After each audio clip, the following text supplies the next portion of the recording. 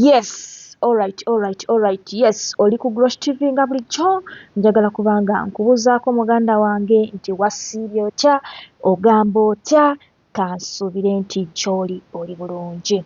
Nate era olunaku olwaleero njagala kubanga nkutegeeza amawulire ag'ennaku agaafudde mu entertainment industry naye nga sinaba kubanga nkuwa details zino oba nkuwa amawulire gano nja kusaba muganda wange nti genda wansi awo onsubscribingireko olikinge ate era okomentinge nate era osobola ogenda mu maaso n'obanga osharinga ka vidiyo kano ne kaba nga kasobola okuba nga katuuka ku muntu omulala. Nate era olunaku olwaleero ffe aba Grosh TV amawulire ge tukuleetedde si mawulire ga ssanyu. Omuyimbi w'eggwanga amanyikiddwa nga Olisha M yatuvudde ku maaso olunaku lw'eggulo olunaku olwokutaano wakati w'essaawa 2 ku ssaawa 3 era nga omukyalo ono amanyikiddwa nga Olisha M yatuvuddeko ku maaso wali mu ddwaliro ly'Ensambya. So omukyalo ono amannya ge amatuufu ye Olivia Mildred Namubiru. Olisha M amannya ge amatuufu ye Olivia Mildred Namubiru era nga waafiiridde abadde n'emyaka 30. So ki ekyasse omukyalo ono? Omukyalo ono yafudde oluvannyuma lw'okuba nti yabadde atwaliddwa mu ddwaliro Ensambya okuba nti azaala omwana we owookusatu. Jjukira omukyalo ono mukyala mufumbo era nga emabegaawo omwaka nga gumu emabega yagenda n'akola omukolo ogwamenya ebitooke. So omukyala ono waafiiridde abadde ayina abaana 2 ab'obulenzi nga era ono omwana kwe yafiiridde y'omwana abadde owookusatu. So tujja kuba tukuwa details biki ebijja okuba mu nteekateeka z'okuziika byonna ojja kuba weekuumira wano ku mukutu gwaffe ogwa Grosh TV enteekateeka zonna tujja kuba tuzikuleetera. So omukyalo ono bambi atuvuddeko ku maaso olunaku lw'eggulo wakati w'essaawa 2 ku ssaawa 3 era nga yafiiridde wali mu ddwaliro Ensambya. Nkujjukiza nti omukyalo ono abadde mukyala mufumbo era nga emabegaawo yagenda n'akola omukolo ogwamenya ebitooke era nga honeymoon ye yalavaayo n'atutegeeza nti yali mu millions oba obukadde 300. So ffe ng'aba Grosh TV twagala okuba nga tusinziira wano ku mukutu gwaffe okuba nti bambi tusaasirako famire ye n'okuga nti omwoyo gw'omugenzi Omukama agulamuze kisa. Yawa ate era yajjawo. So twagala okuba nga tutuusa okusaasira kwaffe ffe ng'aba Grosh TV eri famire abako ab'eŋŋanda n'emikwano nti Omukama ayongere okuba nga abagumya mu kaseera kano akazibu ke mulimu. Omukyalo ono Olisha M abadde sisita w'omulongo babiri Saala bangi gwe mumanyi omukyala asoma ebbaluwa wali ku media station emu. So omukyalo ono abadde sisita w'omulongo babiri Saala era nga olumbe lwabadde wali Emutumbe mu maka g'omulongo babiri Saala. So enteekateeka zonna tujja kuba tuzikuleetera mu details osobole okuba nga oyongera okuba nga ozekkaanya. Omukyalo ono abadde mufumbo era nga omwami we abadde ayitibwa Mutasim Nzirorera.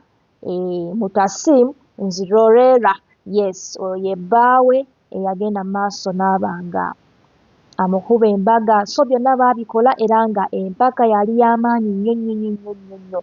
Omukyalo ono bangi oba tomumanyi osobola ogenda ku mukutu awo ku YouTube n'oba nga ossaamu Olisha M, details zonna bajja kuba bazikuleetera. Alina obuyimba bungi nnyo obwazze ayimba era nga nja kuba nkuwaako obumu ku buyimba bwe.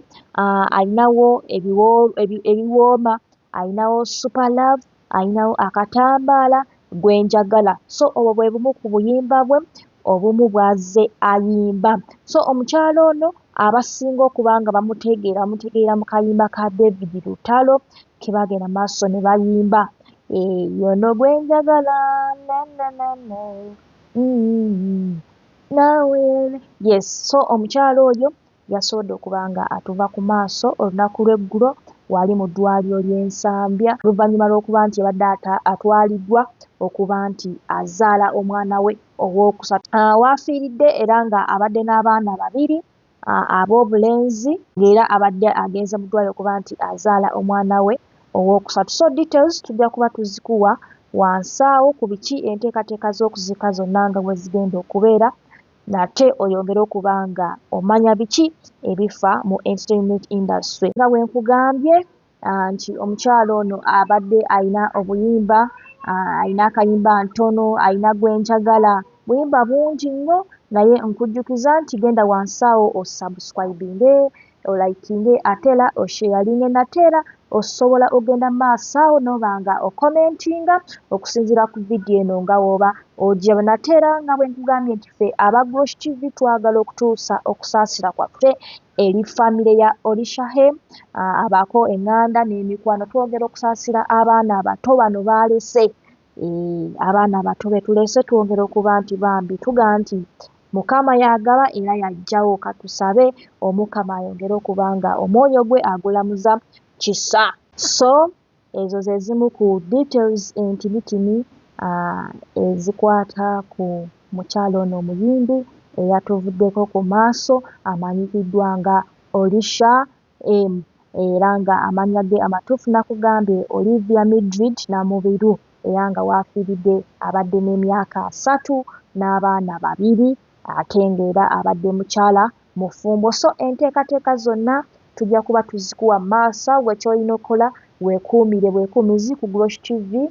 Enteekateeka zonna tujja kuba tuzikuwa, naye nga nkujjukiza nti genda wansi awo obeere nga onsubscribingirako ku mukutu guno gwe wenna atanaba kubanga otugoberera, era still vidiyo eno gimpeereko ka like, ate era obeere nga osharinga vidiyo eno esobole okuba nga etuuka ku muwagizi wa Olishahem, asobole okuba nga amanya biki ebifa eri omuyimbi we. Nate era buli kimu nja kuba nkikuwa mu maaso awo, so katwongere okuba nga tusaasira famire y'omugenzi. Mungu asobole okuba nga bambi abanyiga emitima. Akaseera ke balimu tukimanyi nti si kangu, naye munnaye Mukama yagaba era yajjawo. Twagala okuba nga tusaasirako famire nti omwoyo gw'omugenzi Omukama agulamuze kisa.